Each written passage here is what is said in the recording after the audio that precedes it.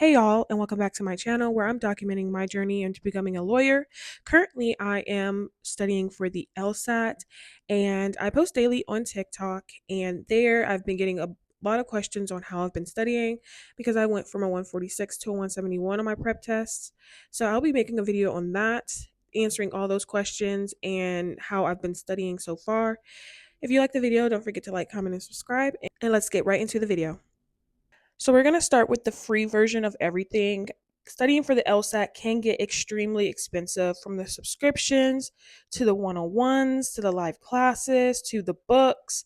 So I am going to try to show you the free way I was studying, and the free way got me from a 146 to 153.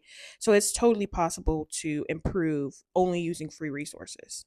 The first free resource is YouTube. YouTube has a lot of videos that can help you with your foundation and help you with a lot of worked examples. So if you go to my channel and then you go to my playlists, it will take you to these 68 videos.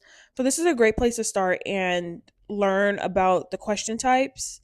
They do have a bunch of worked examples, and he does a really good job at explaining a lot of these. Some of them are redundant and some of them are just very wordy, but I do recommend going through each one of these.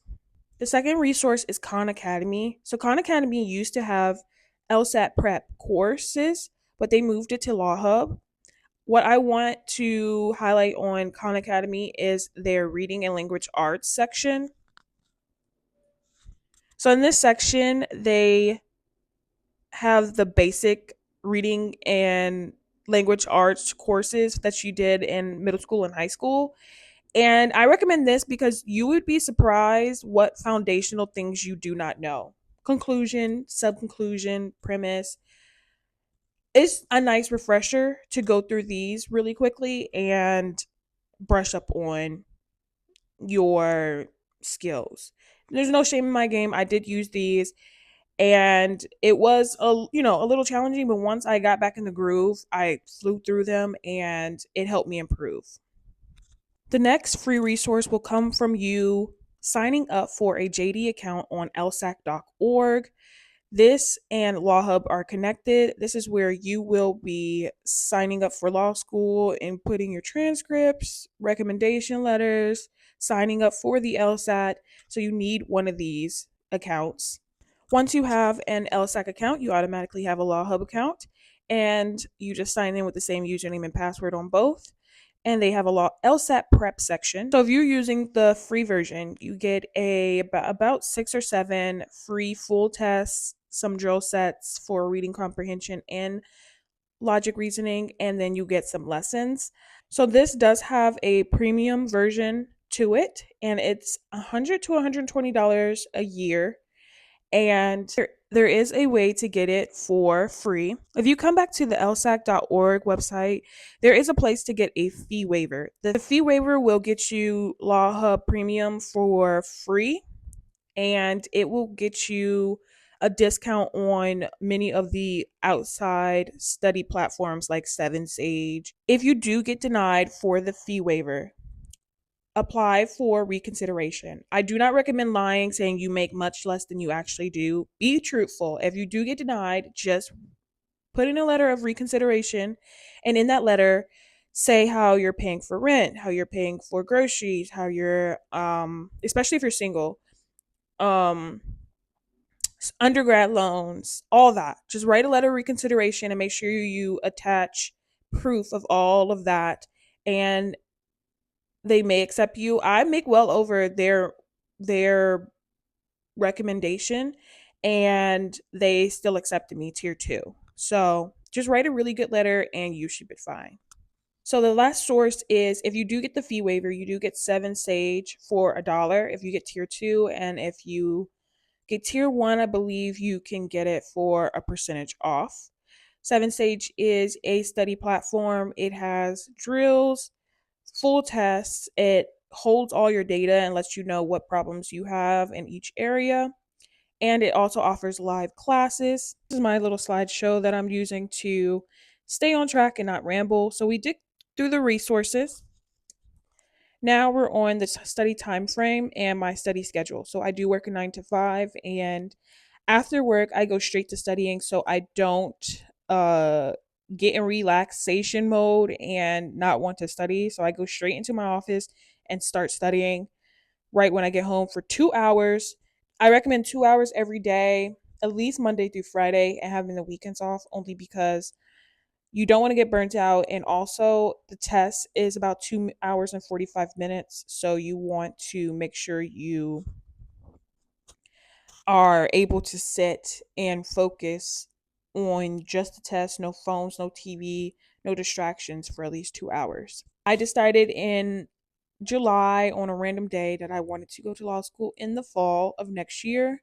So I only had 3 months to study. So my 3 month schedule is month one, do not drill, do not look at the questions, do not look at full length tests. After your diagnostic, you want to go straight into study mode and learning about the question types, learning about what the LSAT writers are looking for, identifying the conclusion, the premise, and being able to point out just the basic things of the test. And the reason I say you don't want to drill is one, if you're going the free route, you will exhaust all your resources and not be able to improve because you will already know all the answers. And two is because drilling without knowing what you're looking for or how to find the correct answer is drilling to guess better, not to get better. So in month two, drill, no timing. I don't recommend full length tests. Just drill sections. Just do LR for a day and then review that section that day. In my 2 hour study session for in month two, I would pick a section, which will be a section of LR, 25 questions, and I would take my sweet time. Like it would take me the whole 2 hours just to get through the questions and feel like I got them all right. And then I would mark it up and see, oh, you're messing up on the flaw questions, on the weakening questions, on the point at issue questions. And I would write down, oh, you need to study more on flaws. You need to study more on point at issue. And this is when I was doing the free version. Still, I didn't get 7 Sage until October 1st. Month three, it's the full length test timed. So you want to time yourself. You want to sit for the full test as if it was test day, and then you want to blind review, which is basically taking the full length test, and then after time runs out, you go back and take as much time as you need to reread and go through each answer and tell yourself, oh, A is wrong because of this, B is wrong because of this, C is correct because of this, D and E are wrong because of this. You want to blind review and make sure you understand what you missed while reading or what you could have done to get the correct answer. And then you want to compare your scores and do it all over again. So I don't know how to put into words how I've been studying. So I am just going to answer you guys' questions and letting you know what I've been doing. What are you using to take your tests? I am using 7 Sage to take the tests, but I am moving the answers over to LawHub. And the reason is I don't use LawHub to take the test because LawHub's interface is kind of unresponsive and it also is kind of janky. Like I try to highlight a word, but I'll highlight a different word. So I just don't use LawHub to take the tests.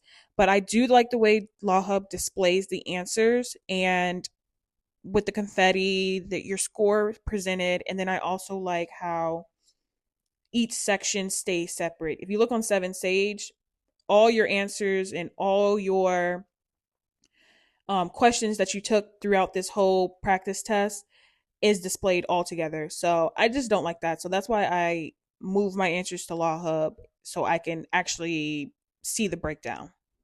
So the next question is RC tips, which is my worst section, but how I went from getting 17 wrong for that section to around 8 wrong is by slowing down on my reading. So when you're reading the passage, read the first paragraph and then stop and think, what did I just read?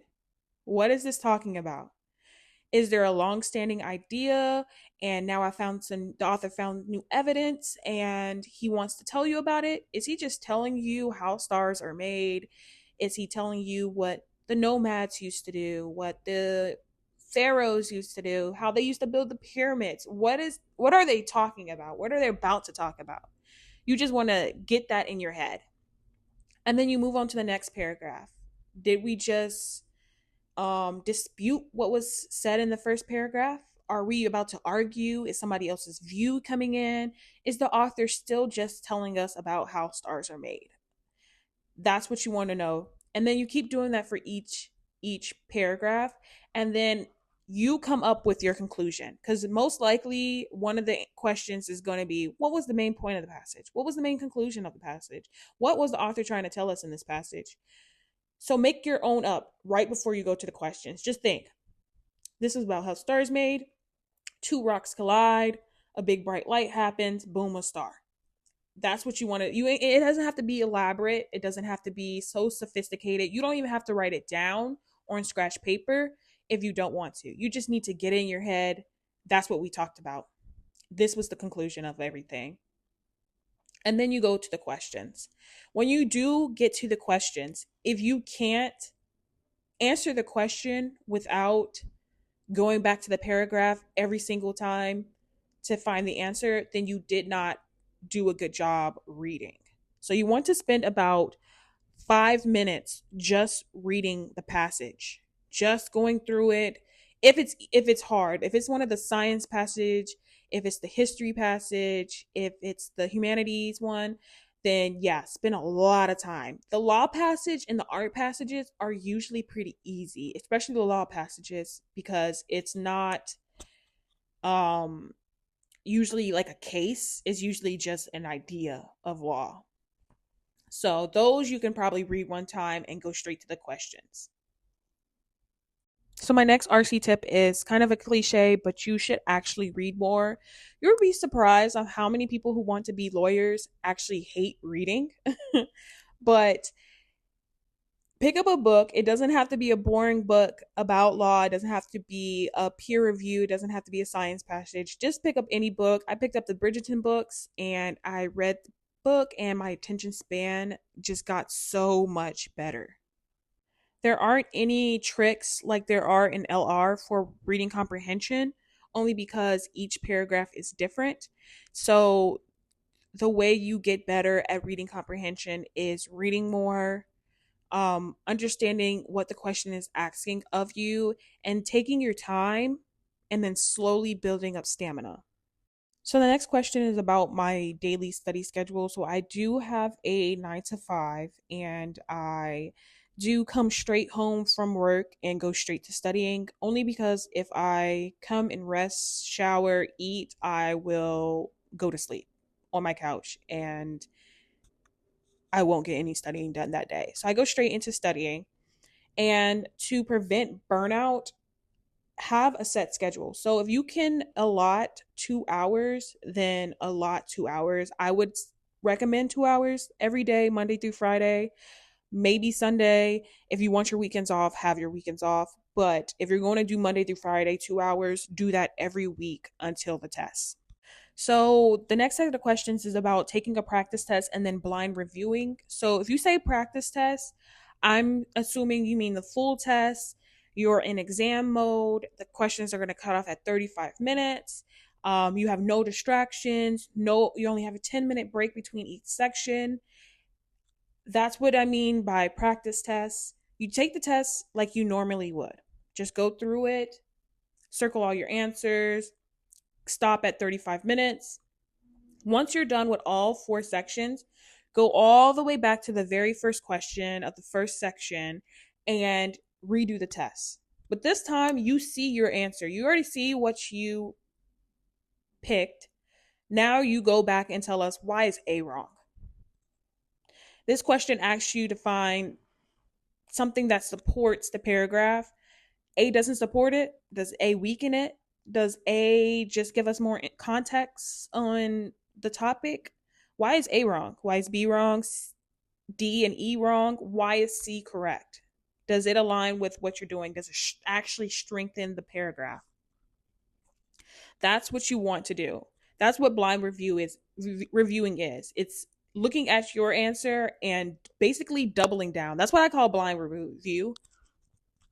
So I usually call blind review doubling down because I go back and I basically say, yeah, I chose C and I do think it is C. Or I go back and reread everything slowly and, oh, I missed that this question asked me to find everything except. Or I missed the word not.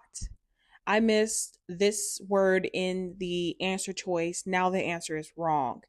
That's what basically blind reviewing is going back and making sure what you chose is correct. And if you change your answer, don't change your answer on the actual test. Write down that, oh, I chose this, but it's actually this, and see how your score differs when you have more time to go through each question. This might be a little controversial, but I do not do a wrong answer journal simply because I believe that the wrong answer journals are taking away from my question sets. So instead of a wrong answer journal by writing down the question I got wrong, the wrong answer, and the right answer, I instead write down the question and then I write down the question type. So I just write down which one of the following most strongly supports the author's view. I write that down and then I write, oh, this is a MSS question. And then at the end of the week, after I'm done studying, I go and count up how many questions I've missed of each. And then at the beginning of the week, I go back and do the lessons on those. So if I have a bunch of MSS questions that I missed, I obviously don't know what I'm doing on MSS. So I need to go and brush up on my worked examples on the lesson. I need to review everything. And that's how I use the wrong answer journal. So timing is a confidence thing. So if you only have around a minute to do each question, then you are going to have to be confident in yourself. As soon as you see something that might be the right answer, you need to circle it and move on. So, in my opinion, this is the order you need to be going in while doing LR questions. Read the question, understand, hey, I'm going to be looking for a flaw, I'm going to be looking for information that I need to support, I'm going to be looking for the conclusion. Go in knowing what you're going to be reading about. Read the paragraph once. Don't keep rereading it. If you go through it and you think, I don't know what that just said, maybe skip that question and come back to it. Read it once over and then go straight to the answer choices. Read answer choice A. If it has nothing to do with the flaw, nothing to do with the main conclusion, nothing to do with what you're looking for, go ahead and mark it off. It's not going to be right if you reread it again. Okay? So be confident in yourself. You're reading A and it's like, nah, that doesn't fit. Mark it off and go to B. And keep doing that. Now, if you get to E and you've crossed out every last answer, that question is dead to you. That question is done. If you have more time at the end, come back to it. But that question, you're not going to get it. Move on. Get rid of it. Spend your time on questions that you can get correct. That might be a level 4 and it might just be hard. And you're not going to get it by keep rereading it and wasting your time. Just move on and keep going. So how long did it take me to go from this 146 to 171? And 146 was on July 26th, and this 171 was recent on October 25th. Don't pay attention to the 171's timing. I moved the answers from 7 Sage to LawHub because I like the way it displays everything better. But the timing for the 146 is correct. It took me 2 hours and 20 minutes to get a 146. And now it's taking me right on time to do each section. I take 35 minutes, it cuts off, and I got a 171. So this is almost 3 months of studying. I did take the test in 2020 during the pandemic, and I also got a 146 or a 148 on that actual test. But it was a lot of variables that day that were really, really bad. So that kind of contributed to my score. But yeah, it's taken me 3 months to get this score. I hope this video gave you guys some insights on how I've been studying. If you don't see your question being answered in this video, go ahead and leave it in the comments and I will just reply to you. I think I hit on every topic: RCLR, timing, study plans. If you like this video, don't forget to like, comment, and subscribe. I will see you in the next video.